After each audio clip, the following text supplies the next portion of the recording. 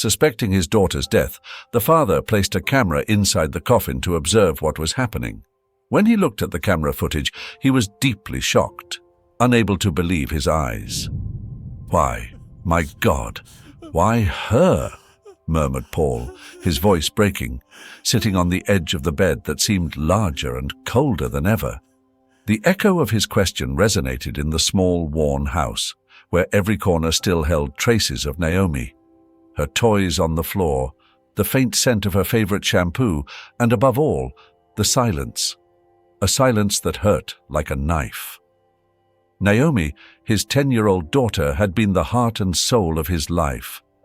Every afternoon, he would watch her run to the park with infectious energy, her laughter brightening the greyest days.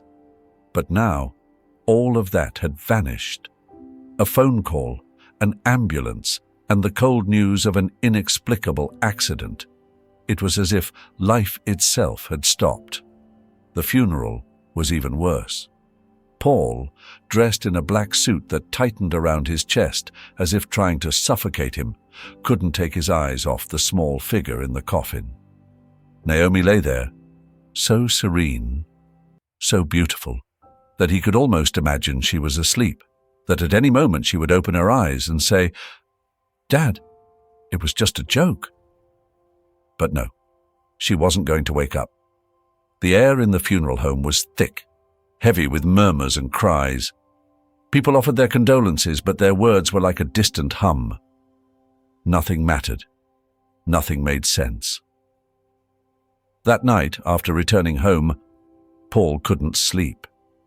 He sat in the armchair with a photograph of Naomi in his hands, staring at her mischievous smile.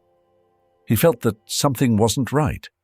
It wasn't just the pain of losing her, but a persistent, almost irrational feeling that there was something more, something that didn't fit. He remembered the doctor's words.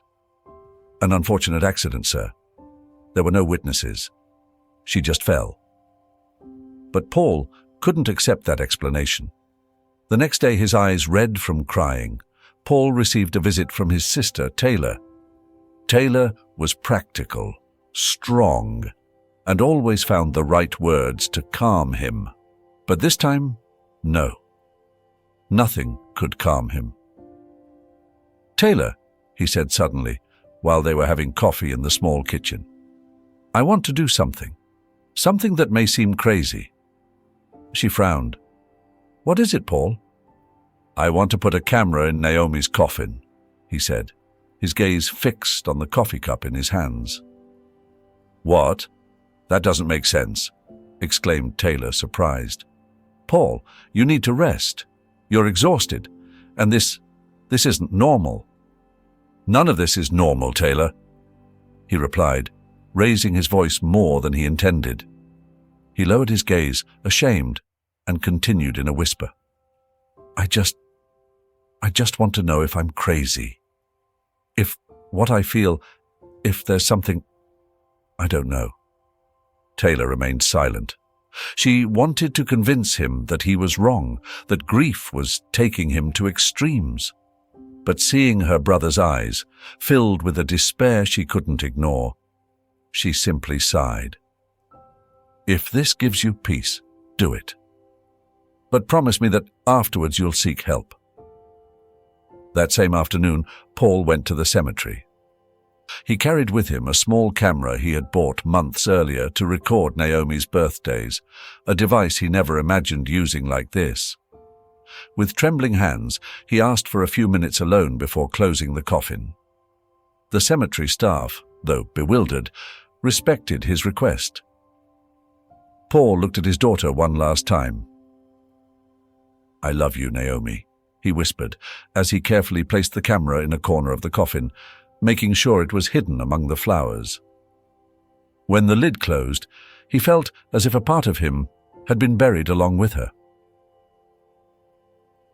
That night, sitting in front of his computer, Paul connected the camera.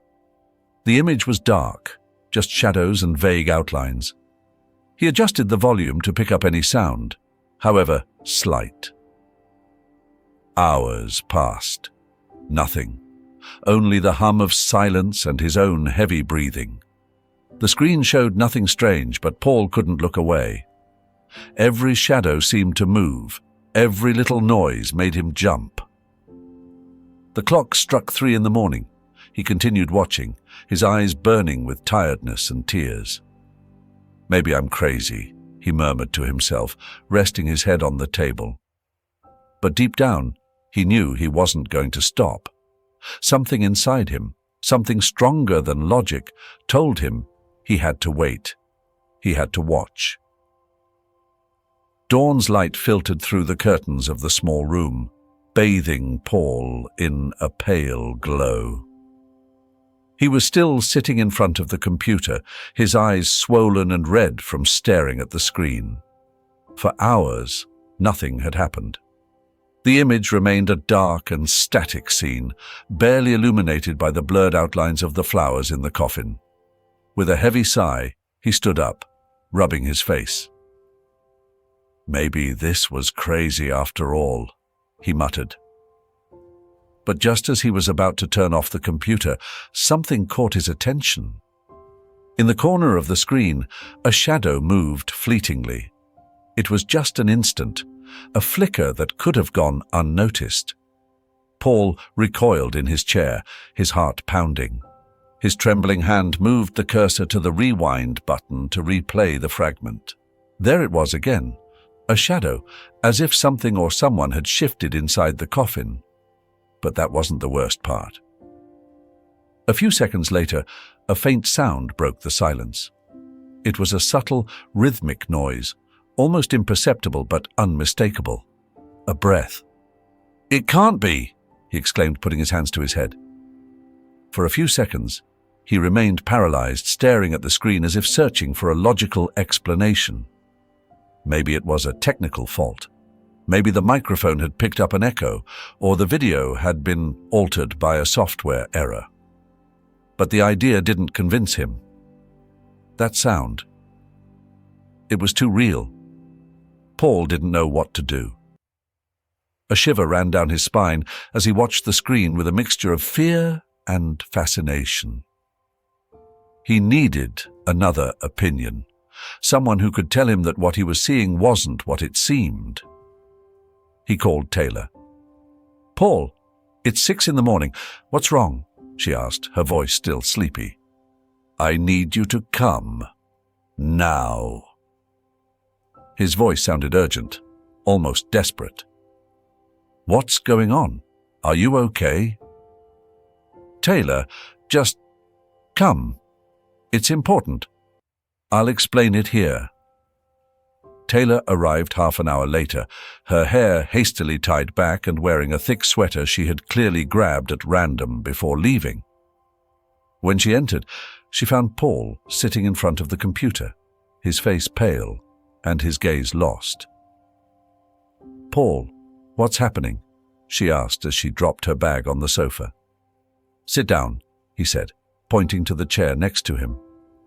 Without saying more, he rewound the video and pressed play. Taylor leaned towards the screen, at first frowning as if looking for something among the static and darkness of the video. Then she saw it. The shadow. "What was that?" she asked, sitting up straighter. "Wait," Paul said, raising a hand. A few seconds later, the sound appeared, a soft breath, but so clear it seemed to come directly from the room. Taylor recoiled in her chair. "Paul, that can't be possible." "I know," he replied, running his hands through his hair. "But there it is. I saw it, I heard it, and now you have too." For a few moments, silence filled the room. Taylor crossed her arms, trying to find a logical explanation. Could it be a microphone error? Some ambient noise that crept into the recording? A microphone? "Taylor, there's no noise in the coffin. It's buried. This doesn't make sense," he replied, his tone frustrated. Taylor looked at him, and for the first time in the entire conversation, she noticed the fear in his eyes. "Paul, what are you thinking?" "I don't know," he admitted, his voice barely a whisper. but I need to know what's going on. This isn't normal. Something is wrong, Taylor. Something I don't understand." They both remained silent for a long while. Paul rewound and replayed the video several times, but they always saw the same thing: the fleeting shadow, the faint breathing. The more they analyzed it, the more questions arose, and the fewer answers they found. Finally, Taylor sighed. "I don't like this, Paul." "Not one bit. But if you really think there's something here, you can't do it alone." Paul nodded slowly. "I want to go to the cemetery." Taylor looked at him in disbelief. "What? At this hour? Are you crazy?" "No, Taylor. Tonight. We need to make sure." "Make sure of what?" she exclaimed, getting up from the chair. "That a shadow appeared in a video? That you heard a noise?" "Paul, this isn't healthy. You're putting too much energy into something that might not be real." "But what if it is?" he asked, standing up. "Taylor, it's Naomi. It's my daughter. If there's something I don't understand, I can't ignore it. I can't just move on as if nothing happened." Taylor looked at him with a mixture of frustration and compassion. "Okay," she finally said, letting out a long sigh. "I'll go with you. But if we don't find anything after this, you have to promise me you'll seek help. This isn't doing you any good." Paul nodded, grateful but nervous.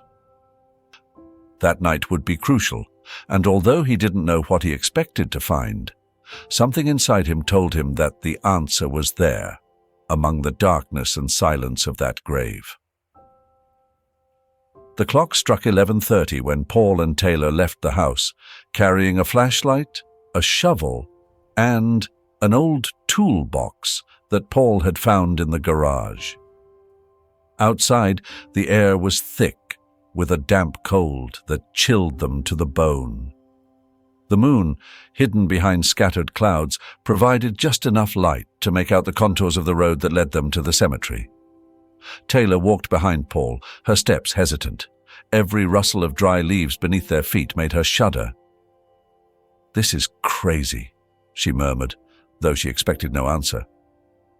Paul didn't hear her, or pretended not to. He was too focused on what he was about to do. The cemetery gate loomed before them, rusty and creaking like an old and tired sentinel. Paul pushed it open with force, and the metallic noise broke the silence of the night. Taylor looked back, as if fearing someone was watching them, but there was no one, just them and the graves. "Paul, do you really think this is necessary?" she finally asked, stopping by the gravel path that led to Naomi's grave. "Taylor, if we don't do it now, we'll never know the truth," he replied without looking at her, his voice firm but charged with emotion. They walked on in silence. The cemetery, normally a place of rest, seemed alive that night. The shadows moved with the wind, and the tall trees whispered unintelligible words. Taylor hugged her arms against her chest, seeking comfort in her own warmth as she followed her brother's determined steps. They reached Naomi's grave shortly before midnight. Paul switched on the flashlight and placed it on the ground, directing the beam towards the headstone. "Here it is," he murmured, dropping the toolbox with a thud. Taylor watched him silently, waiting for him to hesitate, to change his mind. But he didn't. Without a word, Paul picked up the shovel and began to dig. Each strike of the shovel against the earth resonated in the cold air. The first layer was easy to remove, but the deeper he dug, the heavier the earth became. Paul worked with an energy that seemed to come from his despair. Taylor, on the other hand, remained standing by the grave, her arms crossed and her gaze fixed on the ground, unable to decide whether to help or stop him. "Paul, this is enough," she said at one point, almost pleading. "We don't know what we're going to find down there. Maybe we're just doing this because of the pain, because we can't let her go." He didn't answer. His hands continued to grip the shovel, his movements rhythmic and constant. Taylor sighed and dropped to her knees beside the grave. "Let me help you," she finally said, picking up the other shovel from the bag. The work continued for what seemed like an eternity. The two siblings dug in silence, broken only by the sound of their ragged breaths and the crunch of loose earth falling to the sides. Finally, after one last shovelful, Paul's shovel hit something hard. They both stopped. Paul shone the flashlight on the wood of the coffin. His hands trembled as he brushed away the remaining dirt covering the surface. Taylor watched him, her face pale and her breath held. "Paul, this is madness," she murmured. But he didn't answer. With visible effort, Paul slid his fingers under the edge of the lid and, after a moment of hesitation, began to lift it. The lid emitted a slow, harrowing creak, as if protesting against what it was about to reveal. Inside, Naomi's body remained exactly as they remembered it, serene, motionless, wearing the same white dress from the day of the funeral. Paul let out a sigh that was half relief, half sadness. "She's the same," he murmured. But then something changed. A slight movement, almost imperceptible, crossed Naomi's lips. Taylor noticed it first. "Paul, did you see that?" she asked in a terrified whisper. He nodded, unable to speak. Before they could process what they had seen, a low, weak sound broke the silence. An exhalation. "Naomi." Paul leaned forward, his trembling hand reaching out to his daughter's face. But just as he was about to touch her, an icy chill ran through the air. The flashlight flickered, and a dark shadow began to spread from inside the coffin. The shadow moved slowly, like a thick liquid emanating from Naomi's body. Taylor instinctively recoiled, covering her mouth with a hand to stifle a scream. Paul, however, couldn't look away. The temperature seemed to plummet. Their breaths turned into visible clouds in front of them. The air was charged with a presence they couldn't explain, but that both felt deeply. "Paul, we have to go," Taylor finally said, her voice trembling. But he didn't move. "Paul, listen to me. This isn't Naomi. It can't be." Before he could answer, the shadow seemed to rise, forming an amorphous outline that floated above Naomi's body. A low, guttural whisper filled the air, a voice that seemed to come from everywhere and nowhere at the same time. The whisper turned into a murmur, and then into something more, a deep, grave voice, as if thousands of throats were speaking in unison from somewhere very distant and dark. The voice didn't just resonate in the air, it seemed to enter Paul and Taylor's minds, filling their thoughts with a sense of terror that neither of them had ever experienced before.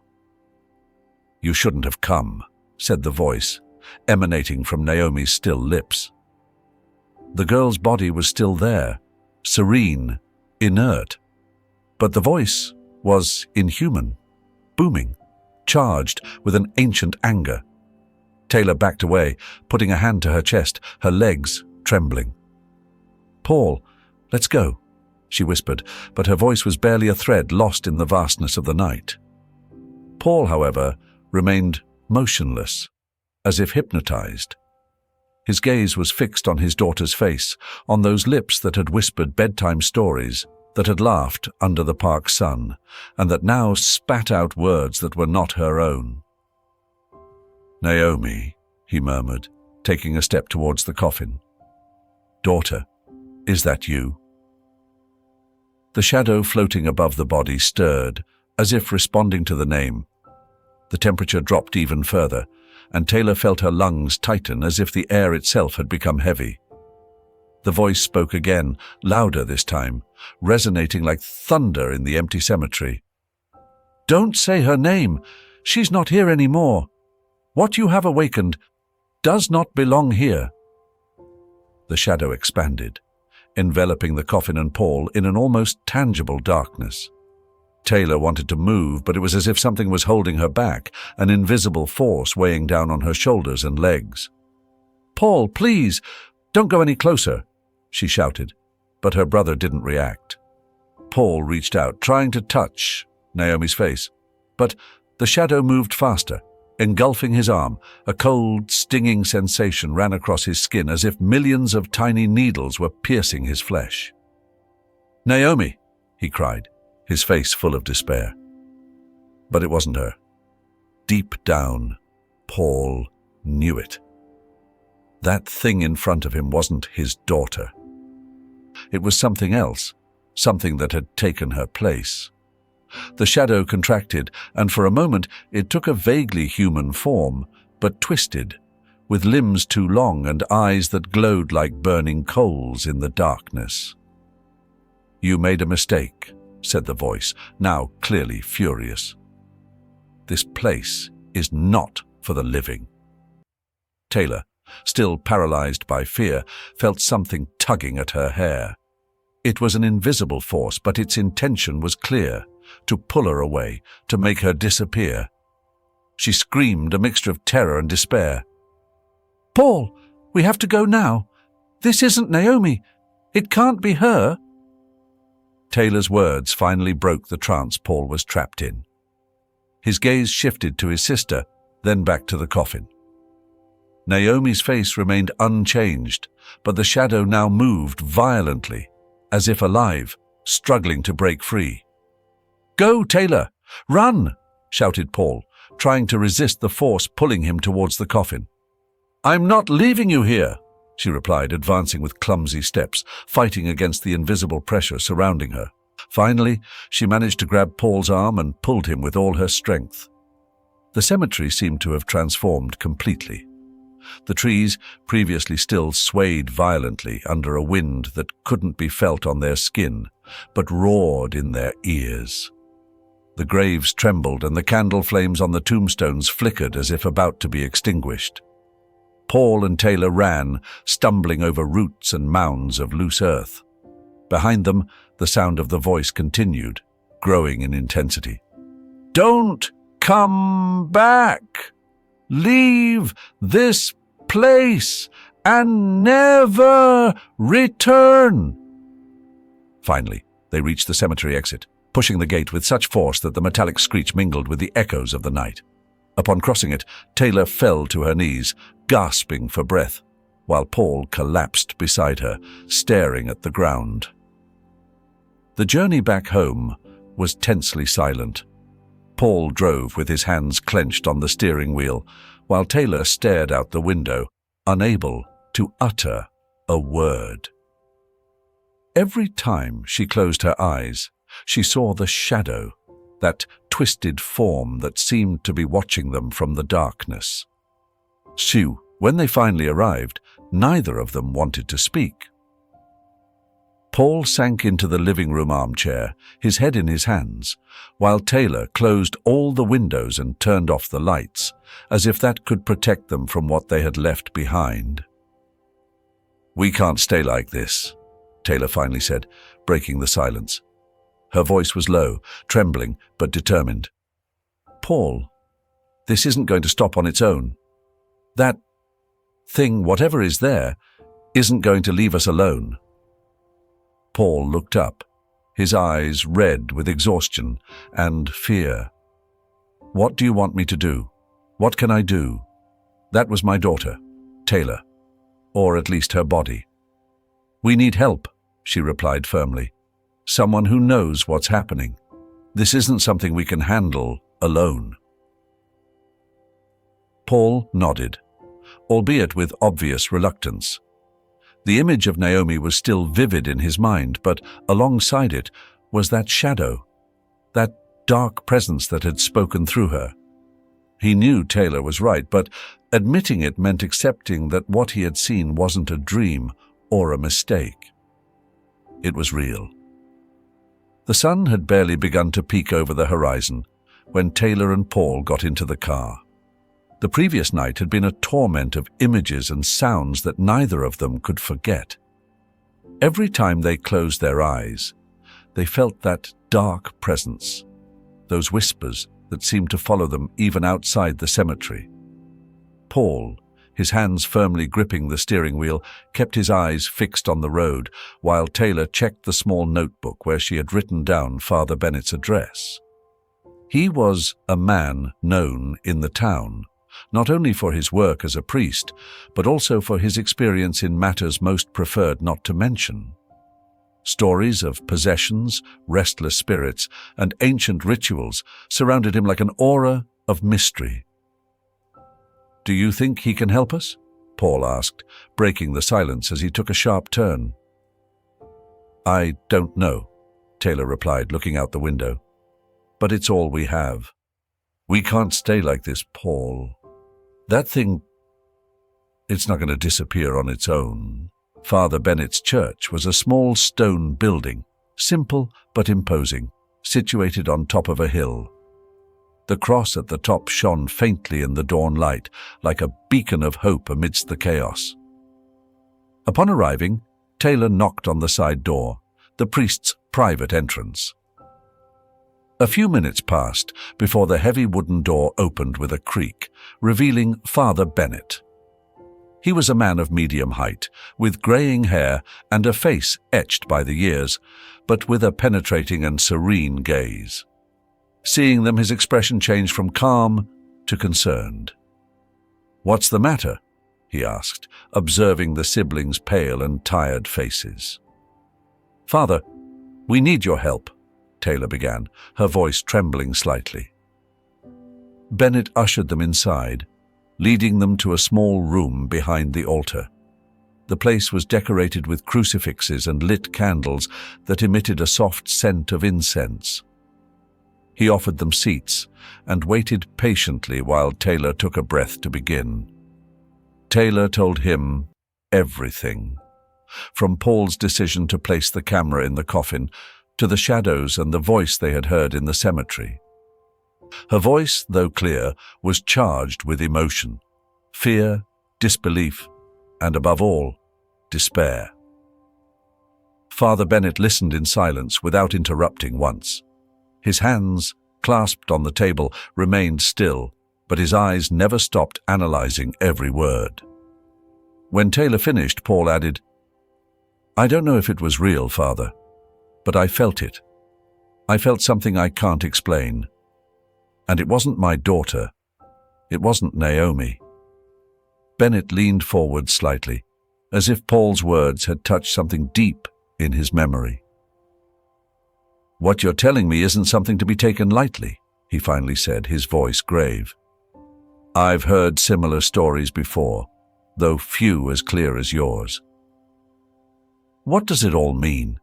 Taylor asked.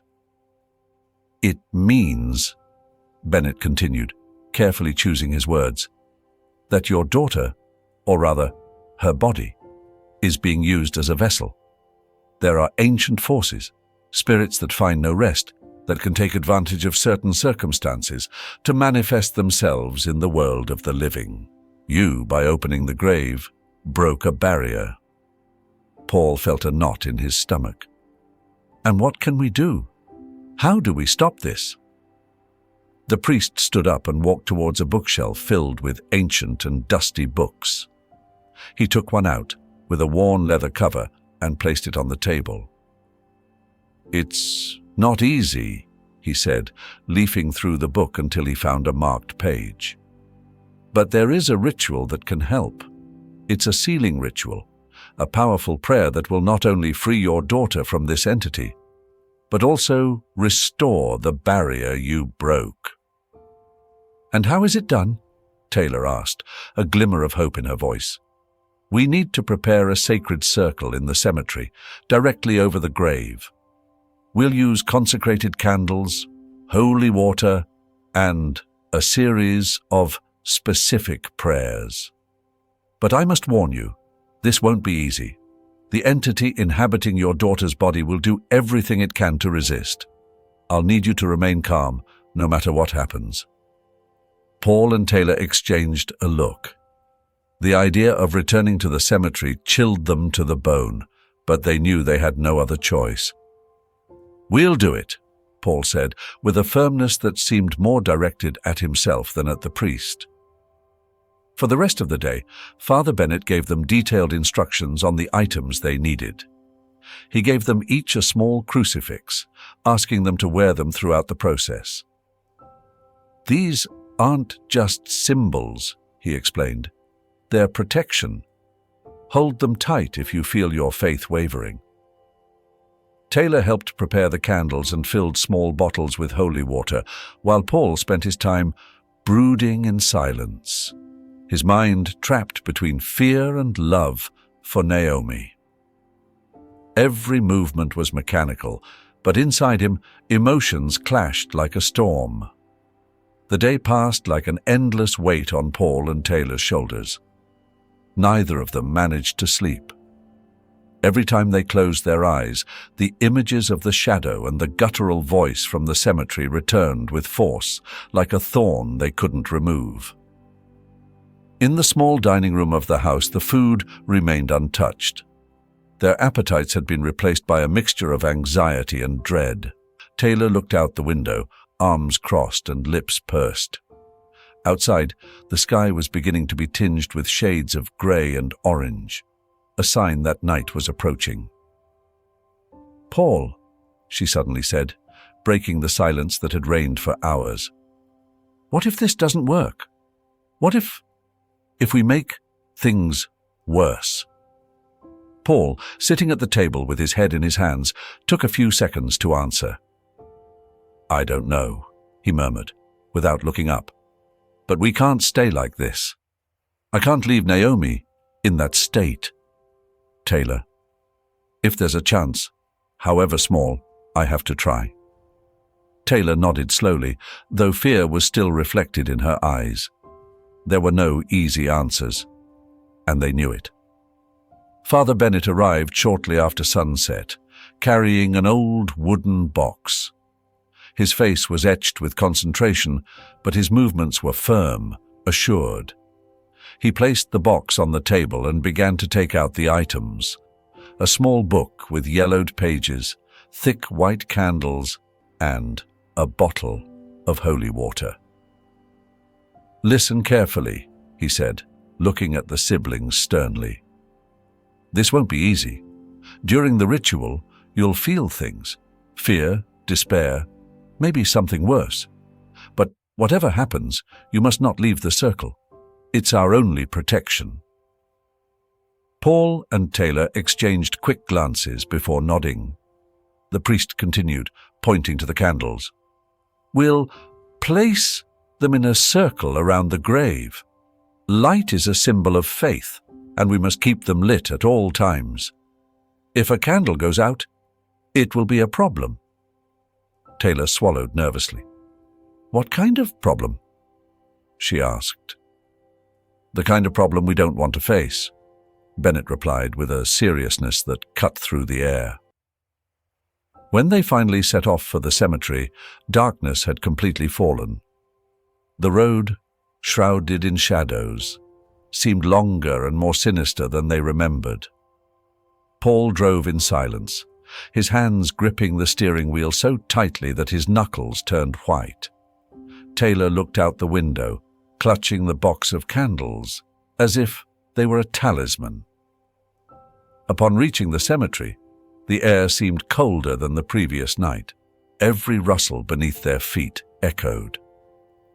The tombstones, barely illuminated by Father Bennett's flashlight, rose like ghosts in the gloom.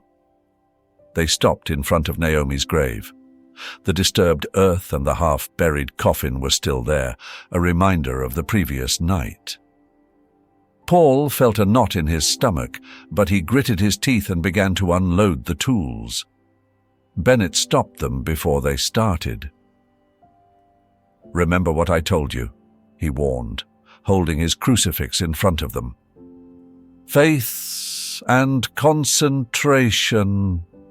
Nothing else matters. The wind was barely a whisper as Father Bennett placed the candles around the grave. His hands moved with precision, as if each action was charged with an ancient purpose. The protective circle took shape, with the lit candles casting long, flickering shadows over the nearby tombstones. Paul and Taylor remained silent, watching the priest's every move. The air seemed heavier, as if the cemetery itself was holding its breath. "Whatever happens, do not leave the circle," said Father Bennett, with a firmness that brooked no argument. Paul nodded, his hands clenching the crucifix Bennett had given them. Taylor, trembling, held one of the bottles of holy water, her fingers white from gripping it so tightly.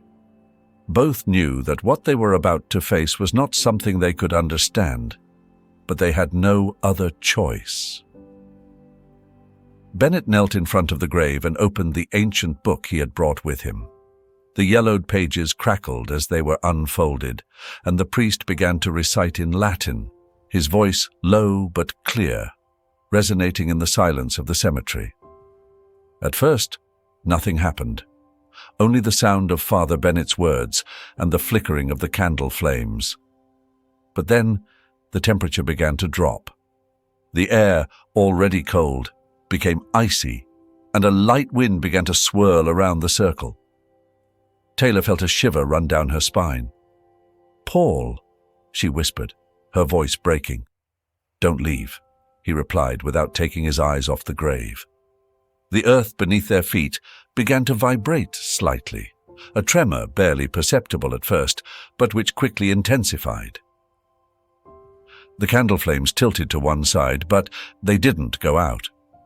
Bennett continued praying, his voice now louder, as if struggling against something invisible. Suddenly, the earth above the coffin began to crack. A low, guttural sound, like the growl of a beast, emerged from the ground. Taylor instinctively took a step back, but the boundary of the circle stopped her. "Do not break the circle!"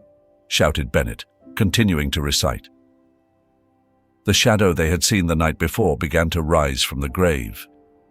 At first, it was just a dark smoke, but soon it began to take shape. A tall, deformed figure, with elongated limbs and jerky movements. Its eyes, if they could be called that, were two pits of absolute darkness that seemed to absorb all the light around them. The figure let out a roar that resonated like thunder, causing the candles to flicker violently. Paul felt his legs tremble, but he didn't move. His love for Naomi was stronger than his fear. The wind intensified, and the dark figure lunged against the protective circle as if trying to break it. Each time it approached, a flash of light emerged from the candles, repelling it, but with less force each time. "Paul, this isn't going to work," shouted Taylor, her voice filled with panic. "You have to believe," Bennett replied, his voice rising above the roar of the wind and the growls of the entity. The shadow changed its strategy. A long, thin arm like a dead branch reached out towards Taylor, grazing the edge of the circle. She screamed, splashing some holy water in its direction. The entity recoiled with a high-pitched shriek, but only for a moment. "Father, quickly!" exclaimed Paul, feeling the ground beneath his feet begin to sink. Bennett raised his crucifix, holding it high as he recited the final words of the ritual. His voice was now a clamor, resonating with a force that didn't seem human. The entity thrashed violently, as if something was dragging it down. With a final cry, Bennett poured holy water over the grave, and the book in his hands emitted a faint glow. The shadow writhed, trying to resist, but it couldn't. It was dragged back into the earth, leaving a palpable void in the air. Silence fell suddenly. The candles went out in unison, and an unsettling calm settled over Naomi's grave. Paul fell to his knees, his hands trembling and his eyes filled with tears. "Naomi," he whispered, looking at the freshly sealed earth. Father Bennett rose slowly, his face pale and covered in sweat. "It is done," he said, his voice barely a whisper. "The entity has been sealed, and Naomi's soul is free." Paul sobbed, his hands sinking into the earth as if he wanted to touch his daughter one last time. Taylor knelt beside him, hugging him as tears streamed down her face. "You did it, Paul," she said, her voice breaking. "You freed her." But for Paul, the liberation was a double-edged sword. He knew Naomi was no longer trapped, but he also understood that she was gone forever. The weight of that truth crushed him, leaving him in a state of exhaustion and profound sadness. "Remember Naomi for who she was," said Father Bennett, placing a hand on his shoulder. "Not for what happened here tonight. She is now at peace." Paul nodded slowly, though the pain in his chest didn't diminish. He knew it would take time to accept what he had lost. But he also knew that he had done the right thing. When they finally left the cemetery, the night seemed calmer. Paul and Taylor walked in silence to the car, certain that the worst was over, but knowing that the emotional scars of that night would stay with them forever.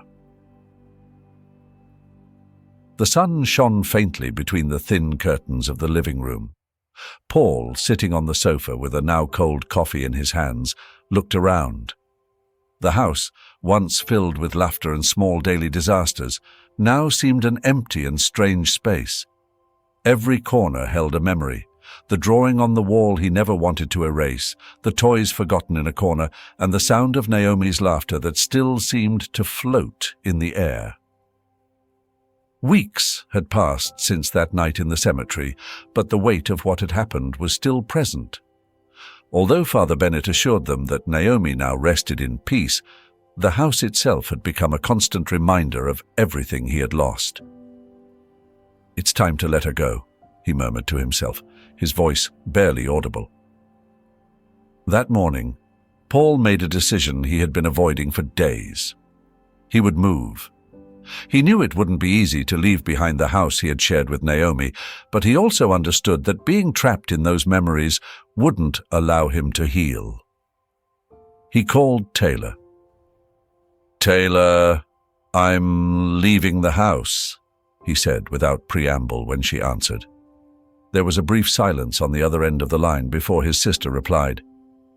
"It's for the best, Paul. Naomi will always be with you, but you need a place where you can start again." Paul nodded, even though Taylor couldn't see him. "Thank you," he simply said before hanging up. He spent the next day packing. There were boxes everywhere, and every object he found seemed to bring with it a flood of memories. While going through the hallway closet, he found a small wooden box he didn't remember seeing in years. He opened it carefully, and what he saw took his breath away. It was Naomi's drawings, carefully kept. Drawings she had made when she was just learning to hold a pencil, and others more recent, with more confident strokes.